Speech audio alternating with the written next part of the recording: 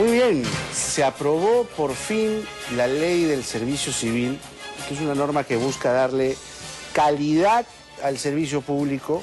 El servicio público tiene como fin supremo atender al ciudadano y no espantarlo, que es lo que más bien ha estado ocurriendo en los últimos años. No digo en todos los casos, pero de manera mayoritaria. La votación fue ajustada, sin embargo, 59 a 45 en el Congreso, y los sindicatos de la izquierda, para variar, se oponen a esta y a cualquier otra ley que signifique cambio y principalmente meritocracia, exámenes constantes y capacitación. Vamos a conversar con el señor Jorge Danós, que ha sido secretario de Gestión Pública de la Presidencia del Consejo de Ministros y tiene amplia experiencia en el tema porque ha sido funcionario de gobierno y conoce además el trato que hay que tener con los sindicatos, ¿no? Pero antes vamos a ver, ¿le parece, señor Danós, un informe que resume la jornada de ayer? La ley del servicio civil está aprobada, con 59 votos a favor, 45 en contra y 3 abstenciones. El documento está listo para ser firmado por el promotor de la iniciativa, el presidente Ollanta Humala. La luz verde al proyecto de ley Servir remeció el Congreso. Bueno, está yendo en contra de derechos adquiridos de los trabajadores y de alguna manera se puede utilizar políticamente para hacer copamientos del actual partido de gobierno y una vez más nos queda la duda si no es con miras a la reelección conyugal. Vamos a presentar una demanda de inconstitucionalidad al Tribunal Constitucional a efecto de conseguir pues que se deje sin efecto varios de los artículos que contiene esta ley. Bueno, nosotros estamos evaluando apoyar esa acción. En primera instancia invocar al presidente de la República que preste oídos a toda la masa laboral del país, que vea cómo están en las calles. Eso tiene que hacer el presidente de la República. Ojalá que los escuche. Está en la cancha de él. No sé cuál es el interés de aprobar una ley tan rápido cuando esto tiene todavía para 7 años. Esta ley, para implementarse, necesita más de 3.000 millones de soles. No va a haber negociación colectiva para los trabajadores del Estado. No hay para los trabajadores que no postulen a esta ley. No va a haber ni CTS, menos un sueldo de gratificación de un sueldo completo por Navidad y 28 de julio. Los nacionalistas y bancadas aliadas defendieron Servir.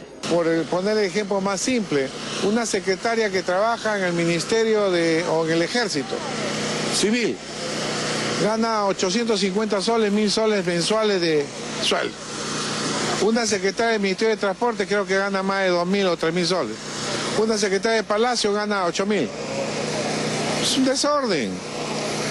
Creo que a igual cargo, igual función, igual título deben ganar igual. Y en diciembre van a recibir un sueldo, ya no los 300 o 200 soles que se estaba acostumbrado. O sea, como quien dice, el gobierno está rompiendo el chanchito para darle más a los trabajadores. Es una extraordinaria ley. Pasarán los años de este gobierno y probablemente de los futuros gobiernos, y esos anuncios de despido masivo no son verdad y no serán verdad. El jefe del gabinete ministerial llegó hasta el Parlamento a saludar al presidente del Congreso por la aprobación. Muchos creen que van a colocar a personal del partido ahora en los puestos estatales. ¿Usted qué le responde?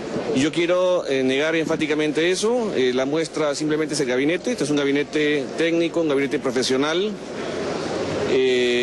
Las mejores personas serán llamadas para los puestos públicos. La ministra de Trabajo, Nancy Laos, aclaró que esta es una norma voluntaria y que el plazo para que todos los trabajadores pertenezcan al régimen Servir es de 6 años. No es algo que se pueda realizar de la noche a la mañana, toma su tiempo. ¿Usted, ministra, descarta despidos masivos? Totalmente, descarto la existencia de ningún tipo de despido. La verdad es que esta reforma tan interesante nos importa a todos, a todos. ¿Por qué? Porque somos todos los que acudimos a una ventanilla, o somos todos los que trabajamos en el sector público, el trabajador público decente, el trabajador público voluntarioso, que debería dejar de escuchar a la izquierda que controla los sindicatos, que lo único que busca en realidad es poder, controlar los sindicatos, controlar la agenda y, ¿por qué no?, poner piedras literalmente en el camino. Queremos hablar con nuestro invitado, el doctor Jorge Danós, a propósito de la aprobación de la ley civil. Gracias nuevamente, doctor Danós. Vale. La norma en principio busca uniformizar los regímenes laborales. Hay CAS, 927, en fin, los nombrados, ¿no? Entonces, ¿en qué ayuda esta uniformización al trabajador público? Hoy día hay mucha dispersión, es decir, partamos que hoy día lo que hay es realmente un caos normativo, ¿de acuerdo? Porque estamos hablando de tres grandes regímenes. El histórico 276, llamado Ley de la Carrera Administrativa, que realmente tiene más de nombre que de realidad porque nunca se llegó a desarrollar, dado que fue una norma que se aprobó en un periodo de grave crisis económica, donde el cual se hablaba de varios procesos, nombramiento, capacitación, promoción, pero las restricciones presupuestarias lo impidieron, por tanto queda solamente el nombre. Dos, hay un segundo grupo, que son los que trabajan bajo régimen laboral privado, 728. ¿De acuerdo? ¿No? Y hay un tercer grupo, que son los que están bajo el contrato administrativo de servicios CAS, antiguamente servicios no personales. ¿De acuerdo? De tal manera que tiene usted ahí en ese universo 560.000 personas trabajando, realizando labores administrativas para el Estado y que están sujetas a un conjunto de normas muy dispares, caóticas realmente, y eso que no le digo el tema de remuneraciones, donde es peor todavía. Los estudios de Servir demuestran que hay casi 400 conceptos remunerativos, 100 escalas salariales, por tanto lo que tenemos es un caos. Claro. Es decir, peor normativamente no puede haber. Es decir, personas que hacen una misma responsabilidad, pero que pueden ganar, o sea, las diferencias pueden ser abismales. Muy grandes, y no hay incentivos, porque, claro, una persona que realiza una función en una entidad y ve que gana menos que la otra, no tiene estímulos para poder trabajar, obviamente, ¿de acuerdo? Es que no hay racionalidad en muchos de estos casos, ¿de acuerdo? Las reformas que se han podido implementar han sido muy parciales, han generado techos salariales, pero lo que hay es un caos normativo y una gran dispersión en materia de remuneraciones. No hay criterios sobre el tema. ¿Desaparece la negociación colectiva con esta ley? No, expresamente se reconoce la negociación colectiva, pero, de acuerdo, está, digamos, centrada en temas de condiciones laborales. El tema en discusión es que si es que debería o no comprender también remuneraciones. Ahí hay dos o tres conceptos a tomar en cuenta, porque hay muchos que alegan que aquello es inconstitucional, va contra los convenios de la OIT y debería permitirse. Primero apartamos que hoy día hay un caos. Como acabamos de comentar, 400 conceptos remunerativos, 100 escalas salariales, no puede ser peor. Claro. ¿De acuerdo? Por tanto, la idea es ahora en este momento normalizar, regular, establecer un sistema equilibrado y racional que permita la equidad. Entonces, mal podemos decir, no, hagamos que 2.200 entidades públicas en el Perú pueda cada uno negociar, cuando estamos hablando de recursos públicos. Recursos que son de todos los peruanos, en los cuales el que va a negociar es el titular de la entidad, un representante político, pero en cada una de las entidades es bien difícil poder hacerlo. Pero ese es un primer tema. Un segundo tema, hoy día en el 276 está prohibida la negociación colectiva. No es que hay y vamos a prohibirlo, no, hay sectores en los cuales no hay. Está prohibido. En el 276 no hay negociación colectiva, está prohibida legalmente, en el marco de ley de carrera administrativa. En el CAS no hay negociación colectiva, están con un contrato temporal precario. Donde lo hay puede ser 728, pero la idea, más bien, en el régimen 728, la idea es que haya racionalidad, es que se pueda, dentro de ese caos que hay en materia remunerativa, el Estado pueda establecer criterios.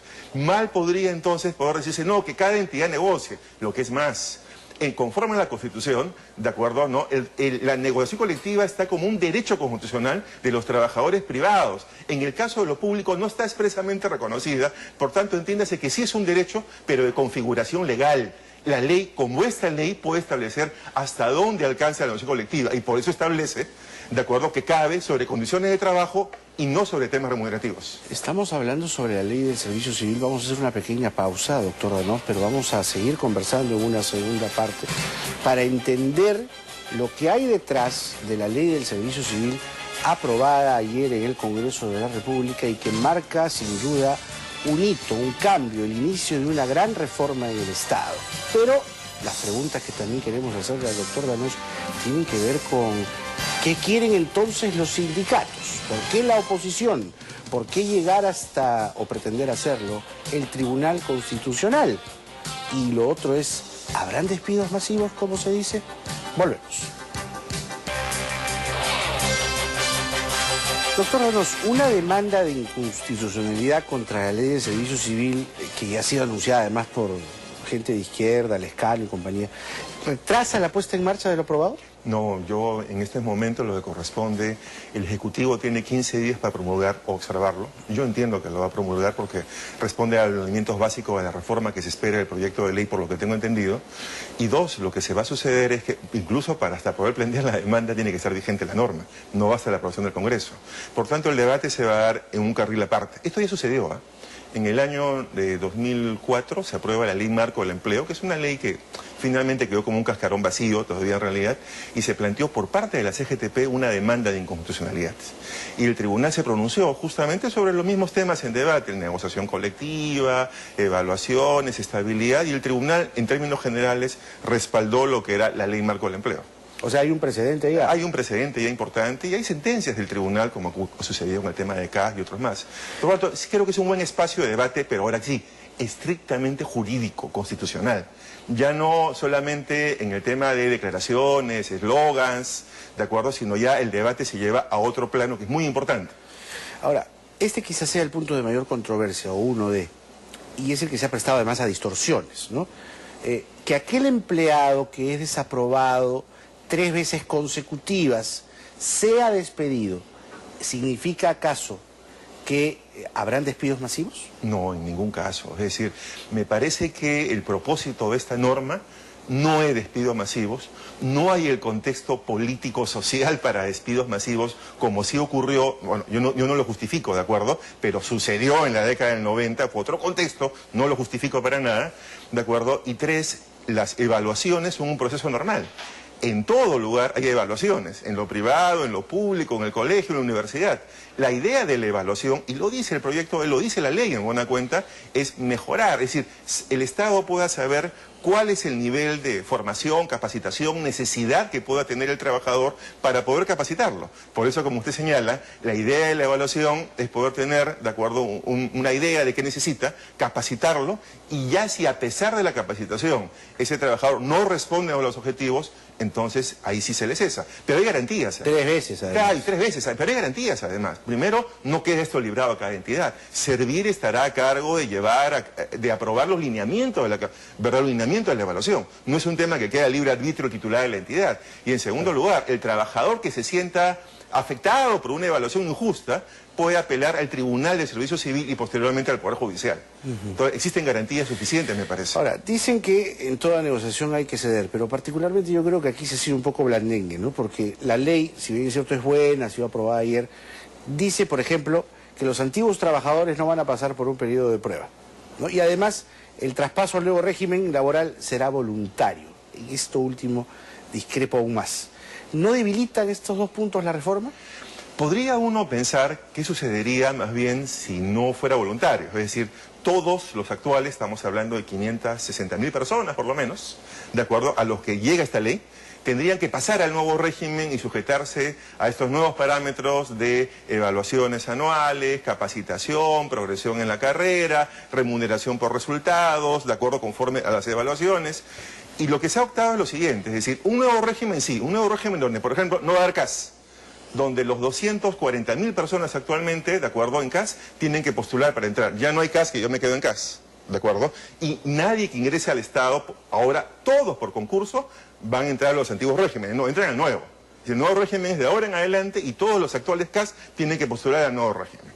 Los que pueden optar por quedarse son los que actualmente están en el 276, que son cerca de 220.000, y están bajo el 728, que es régimen laboral privado, que son cerca de 100.000. A estos 2 grupos sí se le da la opción de poder quedarse en el régimen actual o poder postular al nuevo régimen, que implicaría, obviamente, ¿verdad?, estar en este nuevo que implica progresión, mejores remuneraciones, capacitación y también evaluación. ¿En qué momento este nuevo régimen va a cubrir a todos los trabajadores del sector público, calculando, en fin, que por los años ya se jubilen los del 276 y los del 728? Se establece un plazo de progresión, es un poco difícil calcular aquello, pero implementarlo puede demorar de 5 a 7 años. ¿De acuerdo? No implementarlo. Pero la idea es que este sea el régimen, ¿de acuerdo?, en el cual se apuesta por parte del Estado a obtener, ¿de acuerdo?, no, los mejores beneficios para los trabajadores, las mejores condiciones, y que apueste por la meritocracia.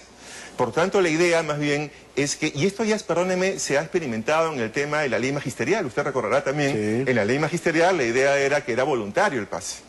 ¿De acuerdo? No me parece... Pero igualito protestaba. Eso es inevitable. Es decir, creo que siempre va a haber un segmento, de acuerdo, de trabajadores, pero sobre todo de ciertas cúpulas sindicales reacias al cambio y a querer demostrar poder, en todo caso, con el Estado. ¿Cómo se define en la norma el concepto de estabilidad laboral? Porque en muchos casos y mucho tiempo, esa llamada o mal llamada estabilidad laboral ha sido perversa en el Perú y nos deja a merced además, y esta es una opinión propia, de una suerte de vacas sagradas que tenemos que pagar de por vida sin que sean productivos. Meritocracia. ¿Se enfrenta a la estabilidad laboral en esta norma? No, al revés más bien. La meritocracia, de acuerdo, le voy a decir, apuesta por garantizar más la estabilidad laboral. ¿Por qué? Porque busca equilibrar, de acuerdo, la estabilidad precisamente, y busca equilibrarlo con las evaluaciones. Y le digo por qué es que la meritocracia más bien garantiza mejor la estabilidad laboral.